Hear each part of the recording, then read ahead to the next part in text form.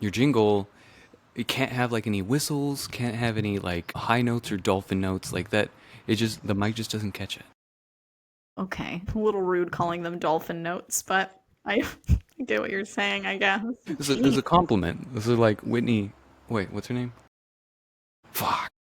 Whitney Houston? No, I mean, yeah, I was gonna say Whitney Houston, but that one chick that was married to Nick Cannon. He married someone named Whitney?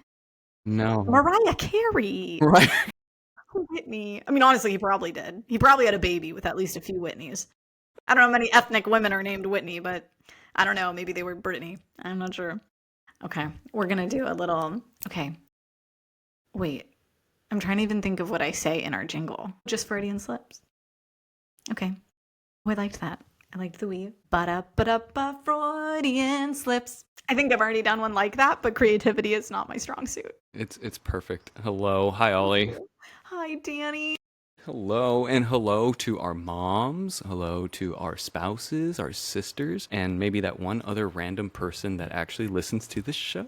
Welcome back to Someone who stumbled Freudian. upon us by accident and listened Yeah. for far too long before they remembered to change off, and now it got logged. Yep. And we appreciate it. Yep, really do appreciate it. This is Freudian Slips. We are back again. This is the place where we get to explore the shrinks, kinks, and thinks of the mental health field. And this season, we're going to be peeling back the curtain of private practice to share with everyone a little bit of what it takes to do what we do.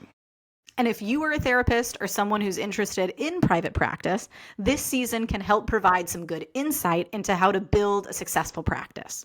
And if you are a more casual listener, then my hope is that this season provides you with a deeper understanding of what it means to be a therapist in private practice and perhaps extend a little bit of appreciation to your favorite therapist for all the hard work that they do when you're not in the room. In this episode, we're going to be talking about what we love about being in private practice and some of the obstacles that we need to respond to keep our dreams alive. So to start off, what is private practice? So in therapy, private practice refers to a therapist operating their own business, providing services directly to the clients, and typically setting their own hours and fees. So it's an independent form of practice where the therapist has a lot more control over what they do and has a lot more agency over their professional and personal lives because of it. And so while we're going to be talking about private practice, there are actually a ton of places where therapists can work. So just to kind of list them off. Therapists, if you're interested in therapy, you might be able to work, for example, in schools. Schools is one place where you can work. Ollie, you have experience with that. Yes, I do. Yes, I do. I was a middle school counselor for a whole year. Quite an experience. What did you think about that, and how would you prepare? How would you compare it to private practice now? I mean, totally different just because I don't work with kids at this point. And it was a very different, like when you work for schools, the therapy has to like, you have to prove it's like related to like their education or like to like the school's benefit kind of like it can't, they don't want it to just be like therapy for the child outside if it's not correlated with like how they're showing up in school or in the school setting. So I just felt that was a little limiting, even if like you talk about other things and you just figure out how to word it in notes. But I was like, I don't love that. And also just working with middle schoolers was very different than, or even when I worked in elementary schools too, during doing some therapy. Very different than like the talk therapy I do with adults that are pretty like introspective and like know what's going on in their lives. And like, it's like a riveting conversation. Middle schoolers are like, I am crying. My crush does not like me. And he kissed that hoe, Brittany. And I'm like, that's okay. I'm like, it's 8 a.m. Mm-hmm. This is a lot. Never met a Brittany that wasn't a hoe. Brittany's, get it together. I worked in schools before. And during my traineeship, I worked in an elementary school, and then I also worked at a high school. Yeah, I don't know if I've told you that about the high school one. Yeah. I agree with how different it is at the elementary school. I think it was in both cases, it was really odd because, like, either our office was in the main office, oftentimes with, like, big windows so everyone can see you, How mine was. or maybe we had, like, a little small classroom off to the side, but it's like when you call them in, everyone kind of knows like what you're doing, and so it's just like it was a very unique experience, very interesting. Yeah, it wasn't very traditional talk like processing stuff. It was a lot of kind of just 45 minutes to hang out with the kid, which is great, but very, very different than what I do now. Yeah, yeah, seriously. Maybe if I still wanted to work with kids or did more play therapy, there'd be more similarities. But yeah, kids are, that was not the, well, what's it called? The population that I wanted to work with in private practice, for sure. Yeah. So yeah, like you said, Danny, schools is definitely one place that therapists can work. And you just recently left your group practice, but group practice is another setting that therapists work, and you worked in group practice for a long time. I did. I did. So explain to us a little bit about that. How'd you like that? I love group practice. I love the idea of being a part of a group. I love being a part of a team. I love just kind of having a small little family. So I cherish my time in group practice. So group practice is actually very, very similar to private practice. The biggest difference that I noticed in my experience was that there's one person kind of like captaining the ship, right? They're handling a big brunt of the backstage stuff. So all of the, making sure that the business license, making sure that everything's, paid for, taken care of, and we all work under them.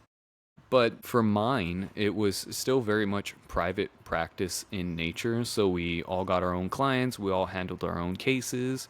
It was very, very independent work. But I loved the idea of group practice. For someone, I guess, like who's listening to this episode and then saying, okay, well then, like, what's kind of the difference that I should be looking for? I think it would really be considering, like, think about yourself as having your own practice, just solo, versus running a group practice. Mhm. All right, those are two completely different experiences. I think this is like beyond the scope of today's topic, but running a group practice versus running a solo practice is like there's so many other factors that you have to consider that I think like have really, even for you and me, that's really kind of been one of the biggest things that have deterred us from like making our own group practices. Yeah, yeah. And I think, like you said, Danny, of all the examples we'll give of like other places that therapists can work or in other settings, like you said, I think group practice is by far the closest thing to private practice out of these examples. And it really feels like to me, and you correct me if I'm wrong, because I'm not speaking from experience, I'm speaking from just like friends and knowing people that work in group practices. I think the environment overall can be like a lot healthier, and like some people love it compared to some of these other settings we're going to talk about. And I think it's more about like, there probably is some financial trade-off you're making to working under a group practice. Like, because the people running the group are kind of the ones that are paying you a W-2 if you're in California, or like providing you with healthcare. Like, it feels more like a traditional job in a sense, even though you might still have a lot of autonomy. You're giving up something for that. So sometimes they take a certain percentage or they decide what you can charge for sessions. And so there's going to be like, yes, are you probably making as much as you could on your own? Well, no, but that's for a certain trade-off. Like, they might be giving you clients. And so they're like, we take X percent or you only get paid this much. And so I think some people, like, that is worth it for them. Yeah, definitely. Because we also might think about the benefit of having a group practice is that you are able to, I think, more easily build a brand, Mm. And so, like, for you and me, people only really get to know our practices by getting to know you and me. Whereas if you represent a group, that group might have a certain ethos or ethic or kind of way of doing things that may reach people like a lot more quickly or may reach the masses. And so, like, if you're coming into a practice that's well established, you are likely coming into a bigger advantage at the beginning Mhm. to kind of building yourself up. So yeah, that's some examples are kind of us going into a little bit about, how a group practice is a little bit different than a private practice. And then, Danny, what are some other examples of places that therapists might work? Yeah, so you might find yourself working at a hospital or a clinic. And I think another one that isn't like too dissimilar to those ones would be like community mental health centers or substance abuse treatment centers. So these are all kind of big, I don't even know how might I explain this? That almost sounds like self-explanatory. Like, Like community health centers or substance abuse treatment centers? yeah, like they're hospitals, they're centers, and tend to either specialize in a very specific treatment population Mm-hmm. or it's a fucking hospital. Yeah, and some of them aren't some like they could either be like residential, they could be outpatient, sometimes they're inpatient. That also kind of just depends on like the level of like clients that they're working with, or just like how extreme certain cases are and how they support different clients. And so I think all of that can kind of ebb and flow. Like they're not all exactly the same. You know what I do think is going to really set those places apart from private practice is how they manage their health records. Yeah, right. So we talk about that in a future episode about like EHRs. Yeah. No. I'm sure their EHR is like that's a whole different system. I'm sure that the way they have to document things is probably very different, especially if someone like from their insurance is going to these places and that's what's covering these like treatment type of centers. Like or to get funding, I think too is a component of it, like how they have to like document how they're helping people and like how notes and everything are stored. Like, yeah, I think all of that. And again, this is all from ignorance because I've not worked in those settings. But yeah, those can all be very different. And I think there's way more logistics behind how they have to run, as opposed to if you're running your own personal private practice and you get to kind of choose a lot more about that stuff. Yeah, I would really like to talk to someone who has had positive experiences working in those environments. Like I know a few people and maybe we should like interview them. I think another big thing to note in those places is going to be how you're able to generate your clientele. So Yeah. working in private practice, we'll talk about this in a minute, but how like we get our clients is going to be very different than someone who works in these places. The trade-off here, right, if we're talking about trade-off, the trade-off here is that you're likely going to have a much more consistent pay Yeah. than hanging out with one of us. This one I don't have any experience with, but I've heard that people really tend to like. Did you know that therapists can work with government agencies? Actually, one of my friends, she is, oh gosh, like there's people that run cities. She's like the Hmm. person right under that. And so I don't know what that's called, but she's like the person right under whoever is running a city. And so she is like pretty high up and she's worked for a handful of cities and she's always been like, "Oh yeah, like, if you ever want something that's more like if you ever think you wouldn't want to do the private practice thing, or it's worth maybe looking at sometimes, like government agencies will hire therapists and it tends to have, I guess, like pretty darn good pay compared to what other therapists make Hmm. at some of these other settings. And apparently they're like, people kind of, they seem to enjoy it more than I've heard people enjoy some of these other things. Like you said, like maybe you'll hear a few people that like working in these different settings, but unfortunately, I think more often than not, I have not heard people that love it or they just don't find it super sustainable. And I've heard very differently about some government agencies or like working for cities or counties and stuff. And yeah, they get like really good benefits and things. So I've always tried to keep an eye out because I found it really interesting and I'm not exactly sure what, like how that works, but I've always kept an eye out because I'm like fascinated and I've heard good things. Yeah, same thing. There's a few people who I've spoken to who have like city jobs or government agency jobs. It sounds so odd, but they seem to like really dig it. And so Hmm. that is definitely something that like I would want to, not because I'm interested in going into it, but I just like want to understand it more. Like that just sounds so, I think maybe the word government agencies just sounds so like interesting. But yeah, I don't know. But anyways, out of all those amazing places that therapists can work, you and I decided to likely go the hardest route possible and just work in private practice. So I want to know, why did you decide to choose private practice over all these other options? I have two things. I want to know if you want to kick us off. Sure. It's funny to me, Danny, that you said like, oh, like we probably picked the hardest one. It's like I didn't think there was any other option. Or Oh, really? I knew people worked in these settings. I just never even considered it. Like I knew from day one of wanting to be a therapist that I would just like run my own practice. And I think I've told this to you before, but my mom growing up had her own insurance company and she would just like bring me and my sister and like she had a room in there and she would just throw us in there and we would just like play during the day and she like ran her insurance company. And so I think even when I told my parents that I wanted to be a therapist, like no one ever was like, oh, well, like where would you do that? Or what kind of, like, what do the jobs look like? Like, I think they all just kind of assumed they were like, oh, okay, cool. Yeah, that'd be nice. Like you could work for yourself. Like no one even really like planted a seed for me to like look into other things. And I just think I know I always I like going to the beat of my own drum. I want to pick the clients I want. I like the operational stuff. Like I find like money and taxes fascinating. My husband says I'm crazy because I think tax day, I get excited because I oversave for taxes like no other. And so every year, tax season, I'm stoked. I'm like, I'm about to get such a huge bonus here because I crazy oversave. And so I've tricked myself psychologically. I love tax day. I love it. And so I like all the back end stuff. And I think I like learning.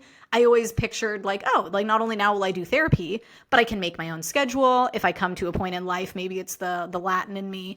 But I was like, if my parents ever get sick or if like things happen and I need to spend more time with family or take care of my family, like I want a job where I know I'm in full control of how much money I make, of my schedule, if I need to throttle back at times, or I most of the times I go way too hard. And I know that would also be nice because if I'm doing this myself, I could work as much as I want. And so, yeah, I just never even really imagined there being a different option for me. But I think I knew private practice would be such a good fit for me and my personality. Why Love did it. you pick private practice? For similar reasons. So, one of the biggest things that kind of comes to my mind is the autonomy, right? So, I wanted to be able to be there for my friends and family without sacrificing my career or like negatively impacting a company. Again, like going back to how much I do love being a part of a team. One thing that has always kind of been on my mind has been like, ooh, like what if I need a pivot, or what if like I'm doing all of this? I love therapy, I love mental health, but a part of the reason why I'm so invested in this field is so that I can be there for the people that I love, Mm-hmm. right? Like I'm learning all of this so that if something did happen to my friends or to my families, I'm there to kind of help them. And it'd be kind of weird if I can't just go and be there.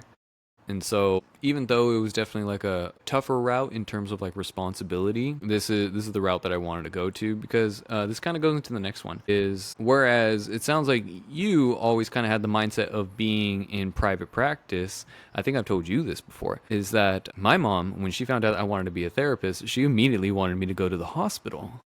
Right? She said, Danny, like you're gonna have your salary, you're gonna have your hours, you're gonna be a doctor, you're gonna be set. And it's like, no, I don't want to do that. I really, really don't want to do that. When I was younger, I used to say it was because of the autonomy thing. Like I want to be able to set my own hours. I want to be able to do the things that I want. And so I'm going to make this work. I'm going to make sure, even if I have to work my ass off to be here today, I'm going to make this work. I'm not going to work in a hospital. But now that I'm older and a lot more wiser in the field, I would say the biggest reason that draws me into private practice is because I want to focus on mental health, not on mental illness.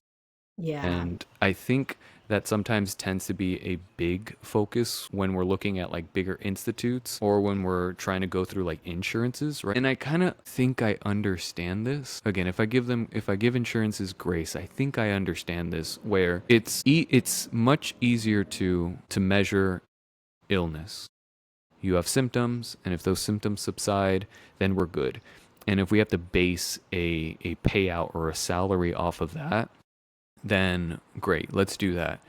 But it really I feel that it leaves a lot of people high and dry once they get better. Like Mm-hmm. you really only have resources available if if you're stuck, if you're hurt, if you're sick, but there's not much in by way of like, what does health look like? Now this is a new journey that we can support you, and I really wanted to be a part of that journey. And so private practice was the way to go. That's so true. And I think a lot of clients that I've had, and I think we've talked about this before too, Danny, but I feel like I knew therapy was like a long-term thing. Or it's like, yeah, you don't just see someone for like X amount of time. But I don't think I was prepared for how long-term it could be. Like most of my clients now, I would say I've seen for like over 2 years. And so it went from like, they come for one thing or it's like, oh gosh, like I really need help with X, Y, or Z. And maybe they're in a way better place now. And I just kind of assumed that they would transition out or like, oh, okay, great. Like my job here is done. And then I didn't really think about all the people that would be like, oh, but like this like is so helpful. Or it's like it helps just like check in. And even if we do it less regularly, like we can always like if I feel like things are slipping or it's like I think I'm falling into old habits, like what is going on? It's like we can kind of tackle things before it gets too before it gets to like a horrible place again. And yeah, we're in like, oh no, like we can be proactive about things as time goes on. And I like that I don't need to justify that to anyone, or I'm not like doing something I shouldn't be because there's not actually something wrong and I'm not giving them a diagnosis. Oh, that's another thing I'm not sure if people know about, but in private practice, like I don't diagnose everyone all the time. Like you don't have to. And I like that. And I think some people really, really crave like they need it and it's very validating to them, and that's fine. But like it's nice knowing I don't have to, and I don't have to do something by a certain time or someone else's agenda. So I agree with you. Those are pieces I don't think I thought about right at the beginning until I really got into it. And kind of vice versa. I was open to things once I was in my own private practice. I was like, maybe hospitals, or like, like never quite thought about like this other setting, or I'd love to be a supervisor somewhere. I would love it. I would work such a traditional W-2 if I could just be a supervisor to some people. But I don't think that those, like the more I would look into them or talk to people about them or hear other people's experiences, I was like, ooh, no, I think I'm glad I went this route. I was like, yeah, I think this is better for me for now. So it's like I actually was more open to things later on. It's just I don't think I've ever found the right thing that felt like it would be a good fit for me at this point. Yeah, I hear you. So now that we've talked about a couple of places that you can go to practice therapy, we talked a little bit about the reasons why we chose to join private practice. Maybe we should talk about what it takes to kind of start your own private practice. Did you want to take this one? Yeah, I will. So when I was in grad school, I was trying to, and like more toward the end, I think, when I was thinking more about private practice, and I got the idea that there was one professor, but no one else really in grad school was going to tell you how to open your own private practice and what that looks like. Yeah. I went to YouTube because that's the millennial I am, and I'm more of a visual person, so like I don't want to read your blog, I'm sorry. But if you read your blog aloud and there's a video accompaniment, I would enjoy that. So I found this woman, and she, I believe, is a therapist out of San Diego. Or she like eventually moved to San Diego. She might have been actually from San Jose or somewhere in the Bay originally. Now I think she's still in San Diego, and she started like a whole other business called Private Practice Skills. And she just ended up being like the one woman that kept coming up anytime I had a question about anything. Like I would stumble on other people, but she had like a pretty comprehensive YouTube channel about like all these different things that have to do with private practice. And so one of the things that she has that I really liked is she had this like downloadable list of, if you're in California specifically, like this crazy to-do list of everything to start a private practice. So, I mean, do you want to go through it, Danny, or like what do you want to highlight? Yeah, I think it might be nice. I don't know if every one of those checkboxes like deserves a conversation, but as we For reference, there's like maybe 50 checkboxes. There's a lot of steps, which I appreciate her comprehensive, like how in detail she went. Hell yeah, like shout out to private practice skills. So as I'm kind of looking over this list is number one, you have to get your license, right? And so I think that is important. And also I think this is actually state specific, because I don't know if you know this, but I do have a friend or two that actually run their own practices as associates, which if you're not a part of the mental health field, an associate is the second level. So there's 3 levels. There's the trainee, which is the student, the associate or the intern, which is like the pre-licensed person that works under a supervisor. And then there's people like Ollie and myself who are the licensed people. And you're not an associate, correct me if I'm wrong, Danny, but you're not an associate until you graduate, correct? So you are an associate once you apply for your registry number. So after you graduate, your diploma, your degree posts, and then you have to fill out that whole application. It has to be approved by the BBS. And so there's a whole other 2-week to 2-month process. Yeah. But you're probably a trainee starting when you're in school, getting some of your hours. Because at least, again, in California, and for LMFTs specifically, I know social workers, it's not like this. You can start getting some of your hours while you're in school still. Yep. So that would be trainee for sure. And then once you graduate and then take a test, apply for, things with the board, then you can get your associate number. And then it's once you get the full 3,000 hours and all these different things, pass another test, pay money, because obviously that's a part of it. Then you get licensed. Yeah. So here in California, you have to be fully licensed as an LMFT in order to open your own private practice. And then after that, you have to get a couple of things like your NPI number, your liability insurance. You have to kind of build your business entity, apply for an EIN. And another interesting thing that might have a little conversation right now is setting your own budget. And so when I was starting my private practice, this is actually a nice little tip that you gave me.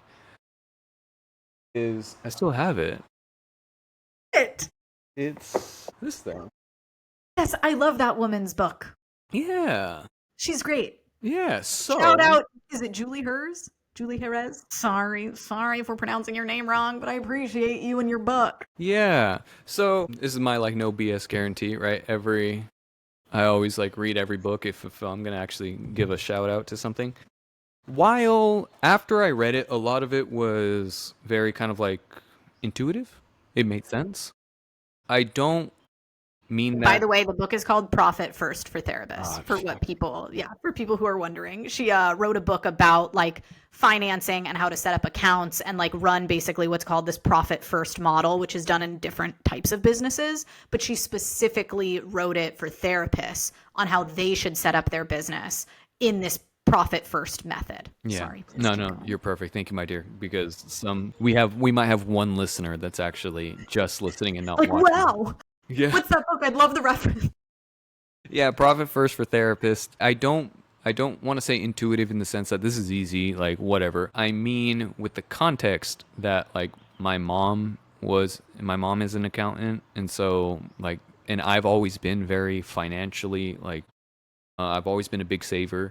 And so a lot of these things made sense to me very, very quickly. But reading through it, I thought it was like super, super helpful. I thought it was really, really good. It provided some very simple equations and examples to kind of help you understand and how to set your budget, which I think is kind of important to kind of think about. For example, we know this. We talk to therapists all the time. We talk to other therapists all the time.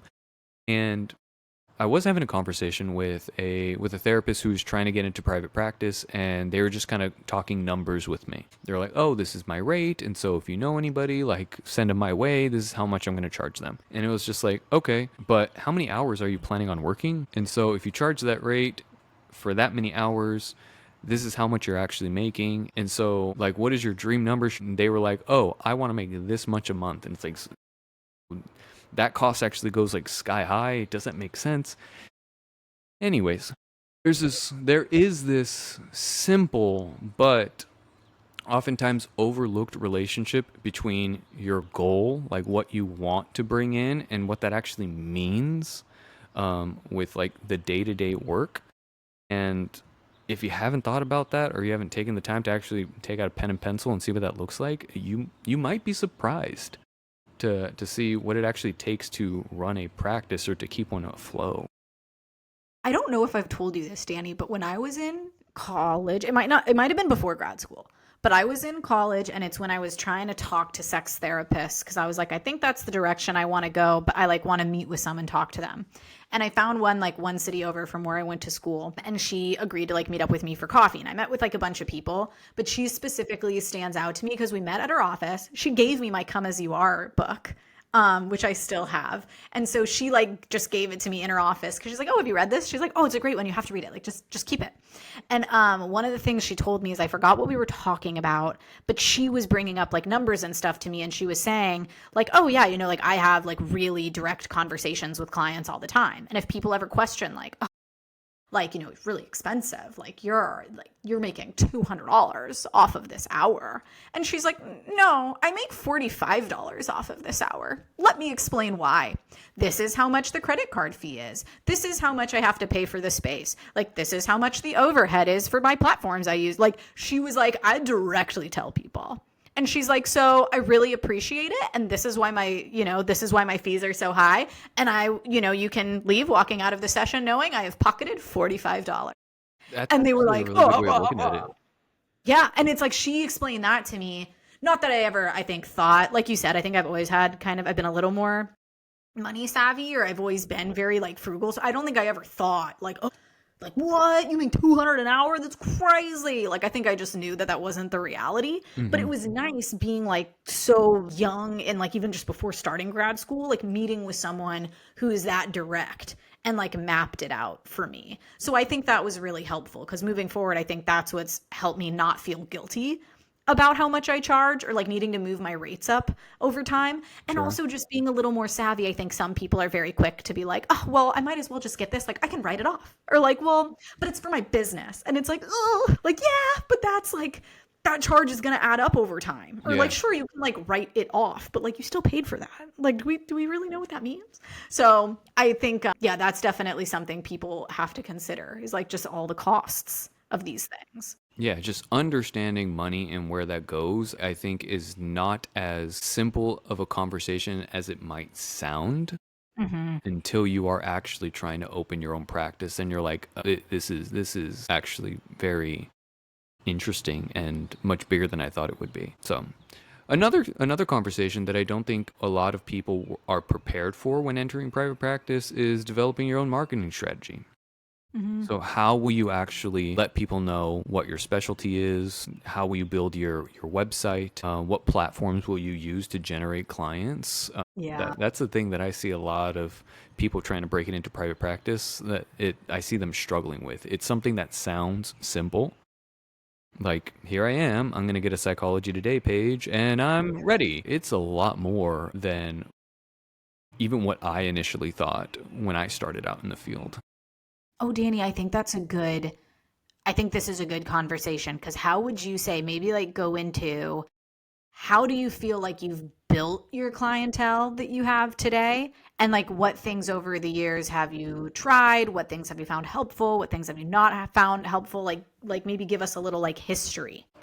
I think we definitely go into this in another episode, but I think it's worth kind of bringing up here is the thing that has really helped me build myself is understanding my therapy, or the way that I'll kind of say it with say it to people is that I know my vision of health. That's what you're buying. That is the product that you're buying.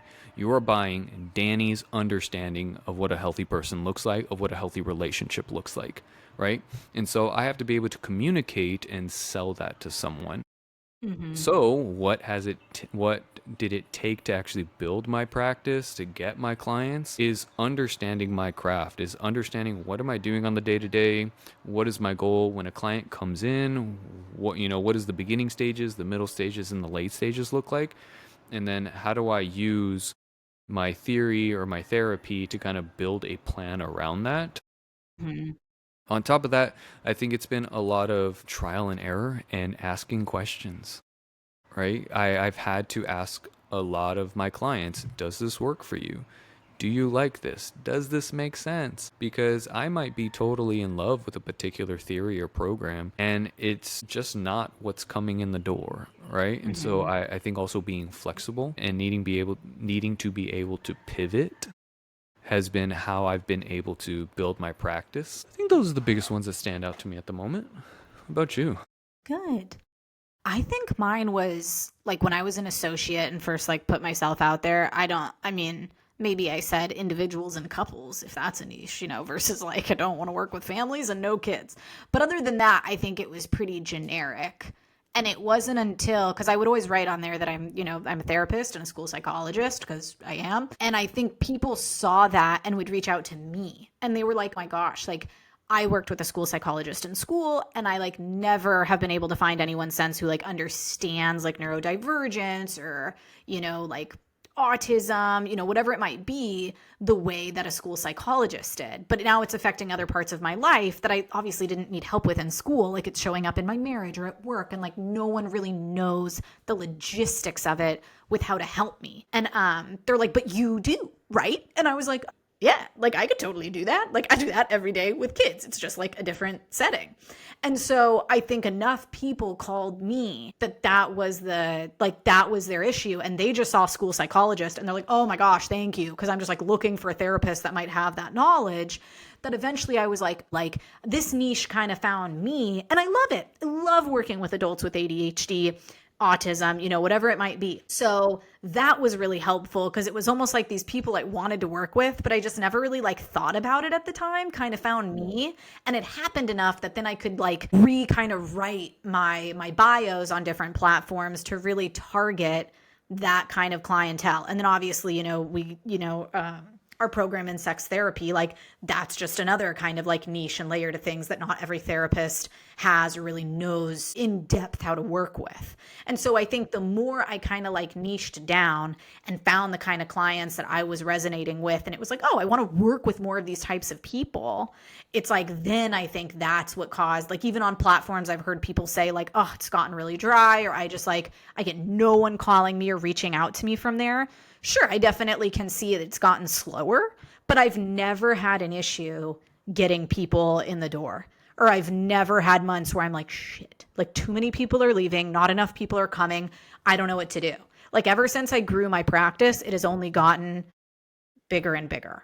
And so that's never been an issue for me. So I think that's a really good point, is I think the more I was able to kind of verbalize and write really clearly, like, hey, this is what working with me looks like. This is how I attack these kind of issues. These are different ways that we can go about dealing with this if this is what you're struggling with. I think people saw that as like, oh my God, like, thank you. Like, you know what you're talking about. You have a plan. And it's funny. I hate marketing. I'm like awful at it. I probably would shoot myself in the foot or do like way worse for myself in marketing than I could. But like get me on a consult call, and I don't mean I'll sell you. You might hate me and not want to work with me. That's fine. But I will definitely be able to talk to you about like, okay, tell me more about that. Okay, here's what I'm thinking. Like I want to help people. And so I think if you have a struggle that I'm saying I know about, when we get on a consult call, you'll probably get a pretty good idea of like how I would want to work with it or the amount of knowledge I have on it. And so I think, like you said, it's like the more you can narrow that down. And once people really realize that, it's like, I've never had an issue getting clients. Yeah, I actually really, really like that you went to the whole consult call thing. Consultations are like, they're kind of fun for me now. Like, yeah, same. I don't feel as if like I am selling myself. I know I said that a couple minutes ago, and on like from a logistical point of view, like that is what you're doing. Yeah, we technically are. Yeah. It's like a pitch call kind of, I guess, for other Yeah. jobs or something. But if we are talking about like how did you build your clientele? How do you like get people coming in the door? Those 15 to 30 minutes that you set aside, the initial contact, that's game day. Like that's what we prep for. And so when I get someone on a phone and they just give me 5 minutes and it's like, this is what's going on, this is what's happening. Do you get it? Does that make sense? Boom. Like that's what I mean about being able to understand your therapy, understand your vision of health. If you can give that to someone, a blueprint, in 5, 10, 15 minutes, that has been how I've been able to generate my clientele. It's not my availability. It has not been my rates, because oftentimes I'm at times that are inconvenient to you and my rates are higher than someone else. And yet they're still picking me because, and it's not even because I relate to them more or I look like them. We've talked about this before. The people that we help look very different to us compared to You don't us. just have a clientele of Hispanic males? I don't. That's weird. They're a huge population seeking therapy. No. And so what actually gets them in the door is them kind of being able to rest easy in your confidence that you know what you're doing. And it really does shine in the consult call. So I'm really glad that you brought that one up. We talked about, I'm just throwing it out there. I think it might be in a different episode. Tell me if it's not. It's a personal bias. I would, if you're going into private practice, I'd have consult calls. I'd also not charge for consult calls, but hey, apparently that's controversial and not everyone agrees with that. That's okay. But I am just saying, for the future therapists out there, makes sense to me. They got to know if you're a good fit. I want to know if my gyno is going to suck before they're down in my crotch, but I don't always get that opportunity, Kaiser. Yeah. So it'd be nice if I could talk to someone first and be like, great, before I pour out all my trauma to you and tell you all the shittiest things that have happened to me lately, I'd like to know that you even sound like a person who cares. I'm off my soapbox. I don't think that we've specifically spoken about that, but we probably should. for now, kind of leaving that soapbox. A few more things on the checklist of on the road to becoming a private practice therapist is you also have to set up HIPAA compliant things like an email or a phone, definitely your EHR system, which we'll talk about later in this season. You also then have to decide whether you're going to be in person or virtual, because that comes with a lot of kind of pros and cons for either one. Danny, have we ever talked about like you see a few people online, right? But you're mostly in person. I would say 60-40, yeah, mostly in Okay. person. Have we ever talked about why we each kind of picked or went the route we did? I actually don't think so. Okay, I think that's important. Why did you kind of end up, or how did you end up with this like 60-40 kind of split? So one of it was practical and selfish, is I don't want to be home all day. Even though I have a lot of fun in my job, I want to be able to leave it at work. And so I always wanted like a dedicated space, and just having an office in my home is not good enough for me. I wanted to go somewhere. Maybe it's just a little bit of a fantasy, but I wanted to have my own office. I just wanted to go, leave it there, come home, and just kind of detach from it.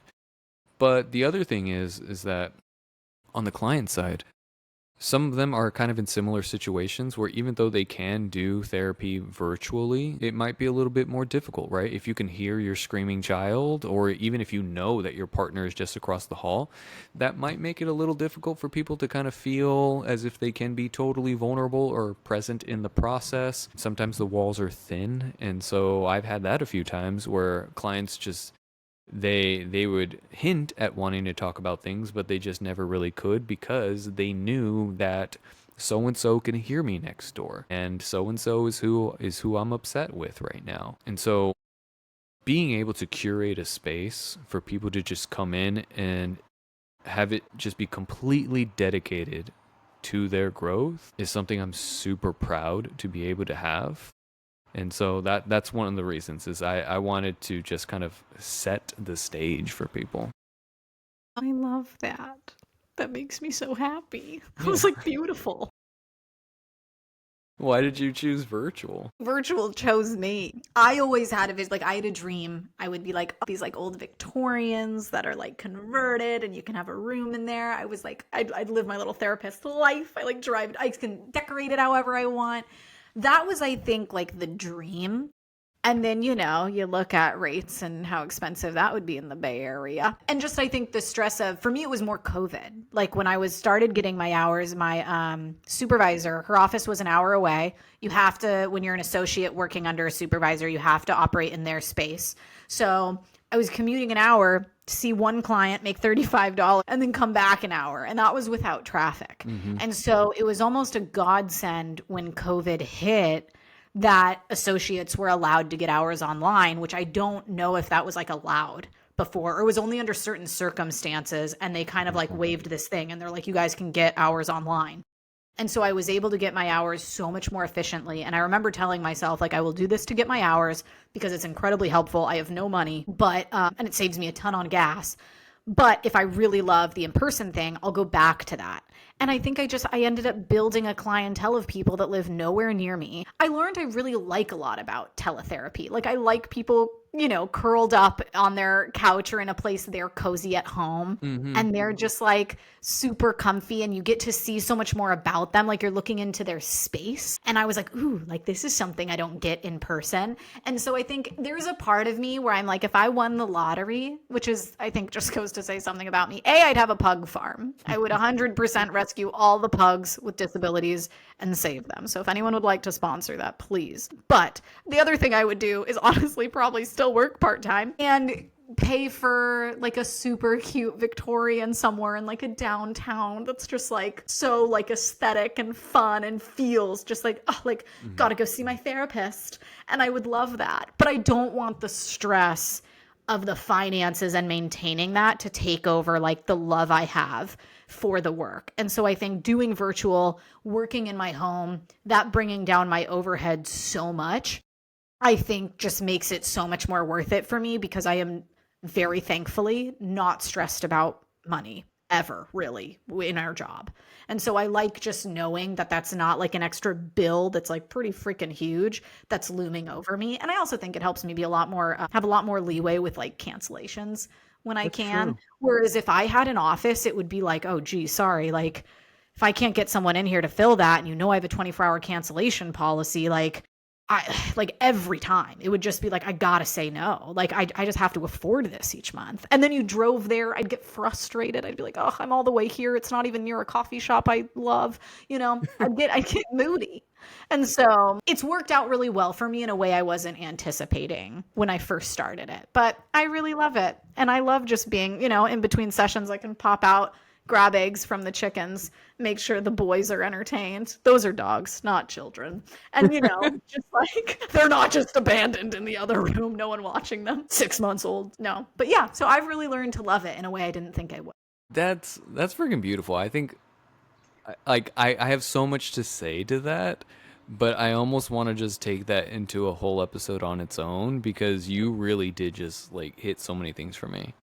So stay tuned because that you have inspired me to to come up with Well, something else. my goal is to inspire all the young people.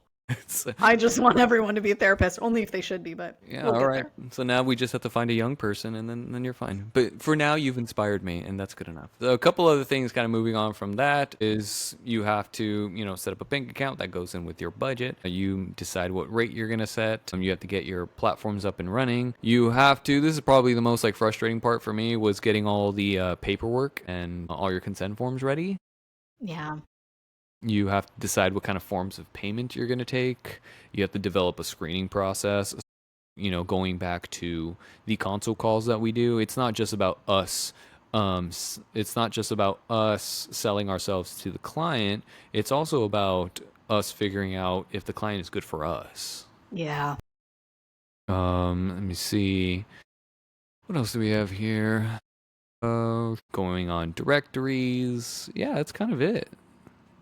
Anything else? Yeah, if you are looking for a very comprehensive list, I highly recommend going to this woman's website. I think it's just like privatepracticeskills.com or something and downloading it because I remember on there, I think one of the ones I saw is like, I think even on there, she writes like, find out your EIN number or no, your NPI number. And I was like, I have an NPI number? And I Googled it and I found it. And I'm like, okay, I guess that's my MPI number. I was like, I didn't know I got that. So it's like just little things that I was like, no, what is that? And then I would just go figure it out. And I think that's important too, is like, hopefully people, more than the 4 we have, will find our podcast and will be, one way that they just hear one thing that it's like, oh, I didn't think about that. Or like, what is that? And then you look into it. And then you talk to someone else and they tell you something and you're like, oh, I didn't think about that. What does that mean? And then they look into it. And that's kind of how I think all of this happened for me, was just slowly over time. I remember when I finally started making some money, like literally just having any savings. I heard of like a finance coach or something that I was like, seems reasonable enough. You could talk to someone for like an hour or something. I think I found them on like ramseysolutions.com. But I met with this woman literally like twice. She's the one who told me about that Profit First book, because she like knew a therapist or had worked with a therapist before and had heard about that book. Mm-hmm. And then she recommended to me my CPA, who I use now, who has changed my life forever and saves me thousands and thousands and thousands of dollars. And like, it was from meeting twice with this woman in like another state. And she was so nice. And she would just be like, have you heard of this guy? I've heard really good things about him. And I'm like, no. And then I looked into him and I'm like, Chip, I love you. That's my CPA. Shout out Chip. I'm not saying his last name. I don't want anyone else to use him. Can't have him getting too busy, but he's fantastic. And so now I feel bad. Whatever. I'll talk about Chip another time and recommend him. But he's great. If you find him, use him. But he's got me into being an S Corp. Like, he's taught me so much. And so I think it's just you learn one thing and then that leads to other doors opening or leads to the next person you talk to who teaches you another thing. And that's what I like so much about our job anyway, is I feel like it's such a learning job. And I like learning the therapy stuff and the things that show up in the room. But I think I also love all the learning that happens outside of the room and all the stuff that isn't maybe directly related to therapy, but I learn something all the time. Me and my husband do something where we ask each other randomly every day, like, oh, what's something you learned today? That's cute. And I really like that because we should always be learning something. And sometimes it's dumb. Sometimes it's like our disposal lost the rubber piece around it. And so if you try to use it, it'll spit back up at you.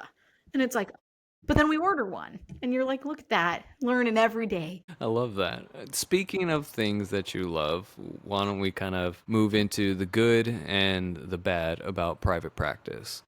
So, some of the great things about having your own private practice is having a lot of independence. So, private practice therapists get to be their own boss. They're responsible for all aspects of the practice, including the marketing, client acquisition, and administrative tasks. As far as the independence go, I don't think I've I don't think I've ever really struggled with micromanaging or like a lot of supervisory oversight. I've never had bosses that have been really on my ass about anything. So while I do love the independence and I do know that private practice gives so much independence, then really, really appreciate that. This is a change that maybe didn't hit me as much as it might hit someone else who's coming from like a center or from a much more kind of oversight-y, I don't know if that's a word, place. But it's kind of nice when you get to be like, oh, is it time to change my rate? All right, let me change my rate. You're like, let me ask the boss, Yeah. Ollie, do you think we should do this? Yeah, like, should I buy new stuff? Most recently, at my office, I told you about this. One of my most favorite purchases is I got myself a standing desk. And it's just like, There you go. I can just do stuff like that. When I need to change something around, I can just do that. So with regards to independence, how has that been hitting you in private practice? I've been a pretty independent person. And I think, like we talked about, I didn't imagine working for anyone else, but I think working as a school psychologist and then even like getting hours in a school for a while, I didn't love, and I've never really loved people like telling me what to do or just more so how to do it. Cause it's not like I was one of those workers that's like, oh, like I don't want to have to work. So like, I don't want to do anything. It was more like, I don't want to have to take a 1 hour lunch break. Like that ruins my productivity. I'm on the move. I'm also not hungry. So like, no, it would actually do more harm for me right now to like pause this for an hour and then like try to get back to it. Like I'm on a groove. Like, let me just do this. So I think I've just always liked marching to the beat of my own drum. And so when I was like fully in the private practice thing, I loved being a school psychologist. I didn't like working for schools and the school education system in America. I work in East Oakland, people. Like we had some problems. And so I think it just made me sad. It was just annoying. And I think a lot of it wasn't how I would do it, or you saw so many holes and problems and you can't do anything about it because that's not your job. And your job is to do these things that are for you, whatever. And so Ike loved it. I was just like, cool, this is, I think, how I'm meant to operate. And other people might not want to see someone at 7 a.m., but I love it. I'm a morning person and I'm like, great, that's the only time that works for you. Works for me. F it. Let's do it. And I can do that every day. So it's nice to just, like rock and roll to my own beat. Yeah, so I think that kind of goes hand in hand with autonomy. Independence, autonomy, I think they're kind of like two sides of the same coin. Yeah. In private practice, we really are able to make the practice what we want. Another big thing that goes into the good column is like the potential for growth. And so for us, we're able to kind of pursue our own certifications and our own specialties. Now, not that I was looking over my note when I wrote that. And it's not as though you're not able to do that in other forms of practice. But what I do think that private practice invites or encourages more than any other form of practice is that since we are on our own, it almost kind of like pushes us to grow a little bit faster than these other forms, right? Because if we go back like 30 minutes when we were talking about where you can practice, think about the sites, think about the centers, think about the hospitals. And they might say, well, these are the clients that we have, and this is what we use to treat them. Yeah. And you got to use CBT and your notes got to be this way. Yeah. Sorry. And you might want to work with these other people, but that's just not what comes in the door. And so I think being in private practice, I guess I'll rephrase that and say the allowance or the ability to grow at your pace and in your direction, I think has been something that I've absolutely loved. Okay, and that's a good way of phrasing it because when you were first talking about it, my brain went to like, I think it's more limiting in other settings. Like not that you can't grow, but also what I liked about being a school psych is it's a ladder pay scale. So you know every year you're going to make X amount more. Like I know if I stay with this school or this district in 7 years, that's what I'm going to be making. And I liked that. Also, the raises were like pretty good, I think, all things considered. About how many places are really giving therapists many raises. Or, I mean, I'm just saying from when I looked at therapy jobs a while ago to looking now, even just out of curiosity of like what's kind of going on out there, it's like therapists just sadly, I don't think get paid enough, as many other jobs do not, when you're working like somewhere else. And so I'd imagine like maybe you get a bonus here or there. Maybe, you know, they raise your rate $5 or something a session, maybe. I don't know. But it doesn't seem like the growth, especially with pay, is also as great as maybe some other fields or like even in line with inflation at this point. Yeah. So I think all things considered, you can totally grow. And like I know there's some places that are like, ooh, like we'll start you here and then you can run groups and we want you to supervise. And like that's a form of growth. I think that's great. It's just when you work for yourself, there's nothing limiting that. You can do whatever you want to do. I could decide tomorrow that I'm going to be full art therapy mode. And I'm like, nope, every new person I take, I'm an art therapist. And like, okay, I could do that if I wanted. Mm-hmm. So I could only take couples, get Gottman trained and be like, I'm doing this 24/7, you know? So I think it's the limit that you get in other places versus the limitlessness of private practice. I don't know, is that a word? Now we both don't know words. It is today. That is wonderful. That really makes being a private practice therapist sound like the dream. But obviously, with every amazing thing, there's a challenge. With every advantage, there's a disadvantage. And so I think private practice also comes with some of the biggest obstacles. One of the things that you and I have talked about has been the financial responsibility. So yeah, we get to choose everything that we do, but we're also financially responsible for covering everything, right? You talked about it a few minutes ago. You can write it off, but you still have to buy it first. And so, like I said, I've always been pretty good with money, so this has never really been that big of an issue. But I also know that I do have a bit of financial anxiety, and so I, like you, I tend to oversave. And so for someone who maybe doesn't have my mindset, this might be something that you really do need to consider and make sure that you have a really good template before considering private practice, because these things can not only add up quickly. I think all the negative things that come with that, like interest and all these things that you have to kind of keep in mind, I think they also build up very fast. Yeah, that's so true. I have one very good friend, love her to death, but she's the kind of person that even when we got credit cards in like high school, just to start like building, you know, you use it to pay for gas, you're just building credit. She'd be like I'm in trouble because she's like, I view it every month as like, I got $2,000. Yeah. And she's like, oh, so I spend it in a few days and then I'm like, darn it, I need to make $2,000 by the end of the month. And I'm like, I would have an aneurysm. Like, that's not, no. Like, I want my credit limit to be like $100,000 just so that I spend so small of a percentage of it that it helps your credit score. I'm like, I don't view any of that way. So I think there's certain people that, like, you know yourself more than anyone else. And like, I think there are some people that this alone, they're like, oh, no. I don't want to manage these finances. I'm not very good at these things. I don't want to know I have to save X amount for this or that. Like, I want nothing to do with that. And power to you. I think it's good that you know yourself, but yes, managing the finances is a huge part of running your private practice. Yeah. And another thing, like, I think this caution is not just for the person who's a bit of a spender, but also in private practice, our finances and our income can ride waves. It's not the most consistent, right? So even if you say, well, hey, I'm good with money and I know that my overhead is this much, I know my average expenses is this much, and as long as I stay within that range, I'm totally fine. Even if you do have an understanding of that, there can be times where clients just drop out, where you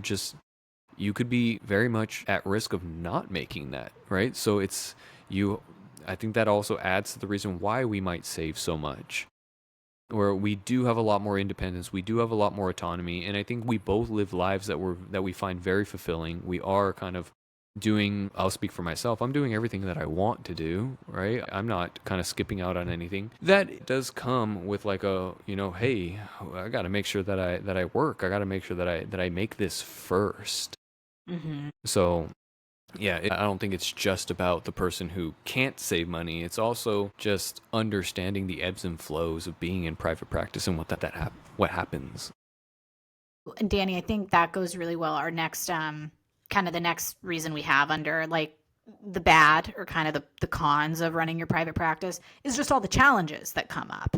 And so that could be marketing, that could be finding clients, managing administrative tasks, like you just mentioned, like the money not always being as consistent. And I do know some people are like, hey, I like knowing when I go in, when I get out every day. I like knowing I have a steady paycheck every single week or month or whatever it is, and I don't have to worry about it. Whereas, like, I thrive and I love this, like, ever flowing, like, oh, I had a few cancellations. It's noon. I'm going to walk down to that coffee shop I like. Or, it's like, I'll be texting my sister. I get off work at, 7 or 8. I'm like, oh, yeah, I'm going to eat really quick.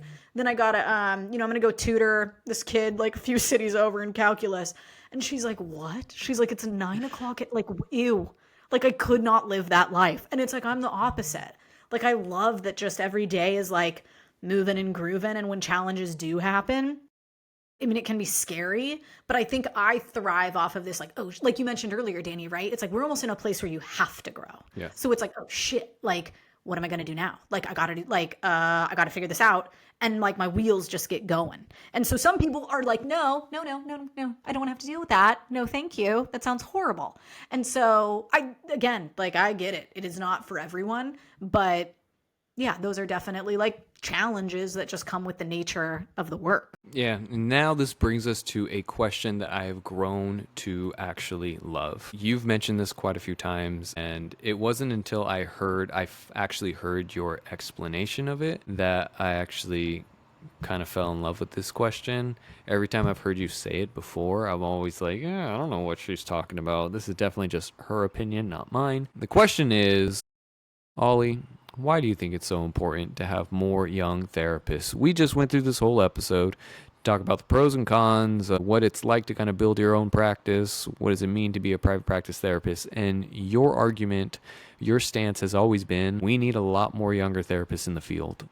Why? Yes, I do. It's funny to me, Danny, because I never understood how you would not just be like, yeah, cool, let's do it. But I think and I think a lot of this comes from therapy in general, tends to be people, last time I looked into it, their third career on average. So normally that means you're probably a little bit older.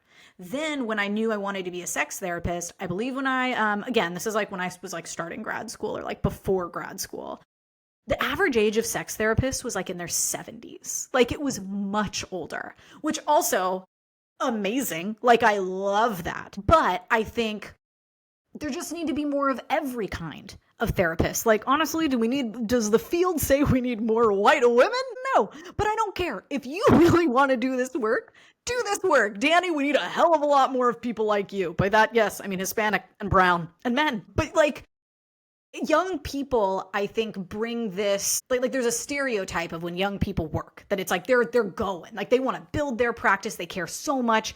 It's like I've heard lots of stats on like doctors or even like apprenticeship people, like if you can get a cheaper price and work with like an associate or work with someone who's learning hair or this or that, it's like they have this drive at that point. Like they want to do so well, they're so invested, they're not the tenured teachers or professors at that point. Again, caveat, not to say all of those are bad, blah, blah, blah. You know what I mean? But like those people can be almost so in it and indoctrinated that it's like, all right, like I'm here, I'll do my job.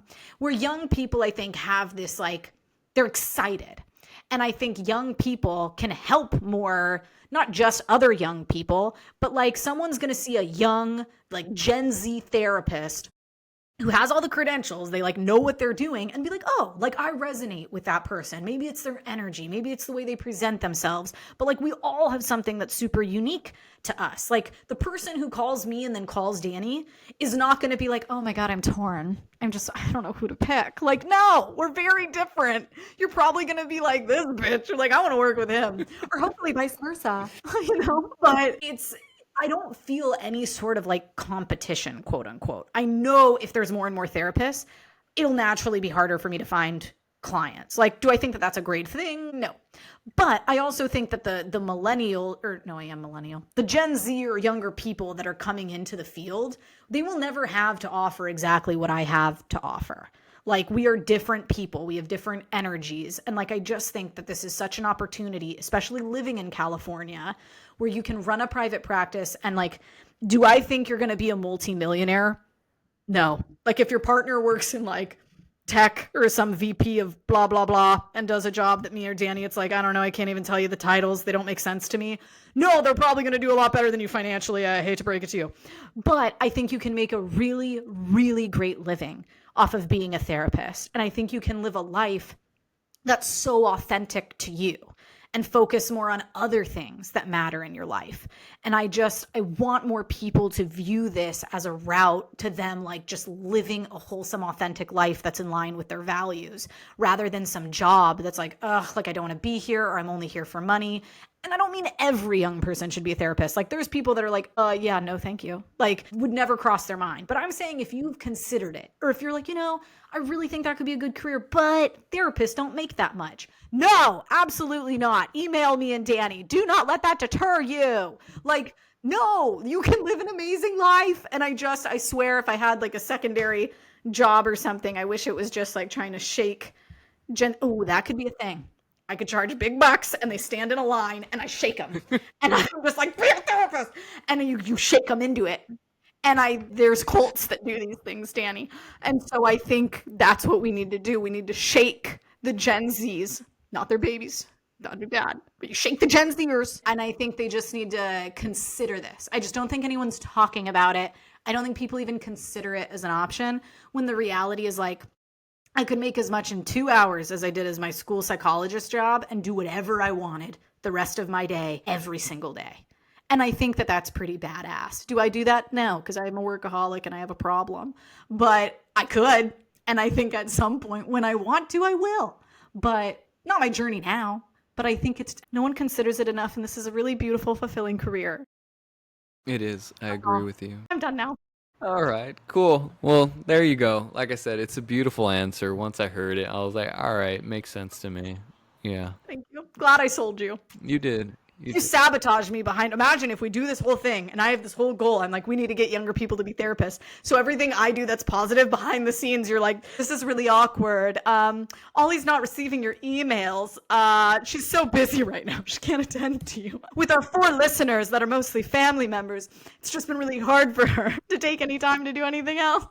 I don't know if it's hypocritical, ironic, or stupid that the professor, the one that actually works with the younger generation, is the one that's a lot more cynical about it. But like I said, you have helped me change that perspective. Appreciate it, Danny. We'll get there one day. If we can have one person once that's like, wow, I was like kind of thinking about it, and then something somewhere, or we were just like one little link in that chain of them being like, I'm a therapist now.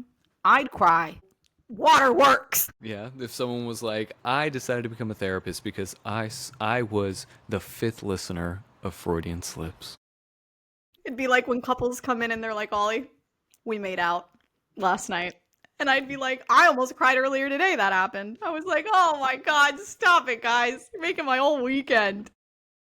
I love it. I just want to help people fulfill their lives, whether that's in sex, managing your freaking executive functioning that's just sabotaging you left and right, or helping you become a therapist if you think that's something that would resonate with you. But me and Danny are always here if you want to reach out to us. Yes. And this entire season, we're going to be talking about more about what it takes to be in a private practice and just kind of the ins and out of that. And so I guess we'll just see them in the next episode. Sounds good. I'll talk to you next time, Danny. All right. Bye all.